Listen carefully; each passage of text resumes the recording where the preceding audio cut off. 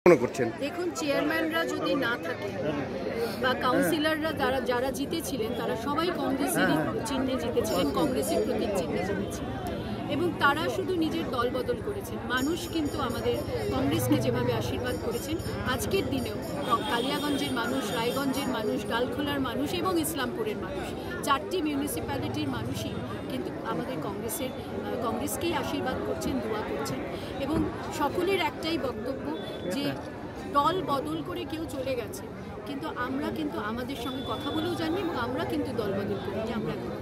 আচ্ছা বলি, এই যে আপনি তো মন্ত্রী ছিলেন এই জেলার, আপনি এই যে 5 বছর ধরে এখানে মোহাম্মদ সেলিম ক্ষমতায় ছিলেন, কিন্তু কি এমন কাজ জেলার উন্নয়নে তার আমলে হওয়া উচিত ছিল যেটা এখনো পর্যন্ত তিনি করতে পারেননি? তার প্রথম কথা ছিল এইমস হাসপাতালের জন্য আমরা লড়াই করেছিলাম, সেই এইমস হাসপাতালটা যাতে এখান থেকে স্থানান্তরিত করা না হয় তার জন্য তার লড়াই করা উচিত ছিল।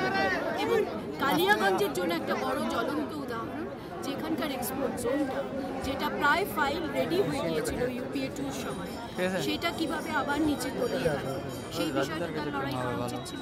ট্রেনের বিষয়, এখান থেকে ট্রেন, একটা অতিরিক্ত ট্রেন আনা চেয়েছিল, সেই ট্রেনটা নিয়ে তার লড়াই করা উচিত ছিল। কাজেই কোনটা তার প্রায়োরিটি সেটা তিনি বলতে পারবেন, আমার জানা নেই, কারণ কোনো সাংসদ, তার দলের সাংসদ, তার দল কোনটাকে প্রায়োরিটি দেয় তার উপর নির্ভর করে। কিন্তু আমি কংগ্রেস সাংসদ হিসেবে ছিলাম এবং আমরা অনেকটা কাজ এগিয়ে নিয়ে গিয়েছিলাম, সেই কাজগুলো হঠাৎ করে থমকে যাওয়াতে এখানকার মানুষও কিন্তু আজকে প্রশ্ন তুলছে, আমরা শুধু কংগ্রেসের পক্ষ থেকে প্রশ্ন তুলছি। আচ্ছা বৌদি, বলছি যে এই যে আমাদের বিশেষ করে উত্তর দিনাজপুর জেলায় বিজেপির এত বাড়বাড়ন্ত, এর কারণ কি মনে হয়? তৃণমূলের জন্য শুধু নয়, সারা বাংলায় বিজেপিকে জায়গা করে দেওয়ার পিছনে যে দল তার নাম তৃণমূল কংগ্রেস।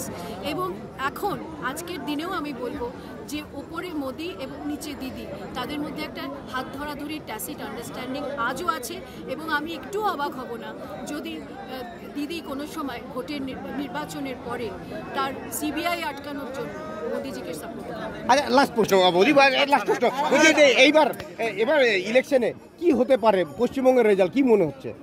পশ্চিমবঙ্গের রেজাল্ট আমি বলতে পারবো না, রায়গঞ্জের রেজাল্ট বলতে পারি, কংগ্রেস জিতবে। ঠিক আছে।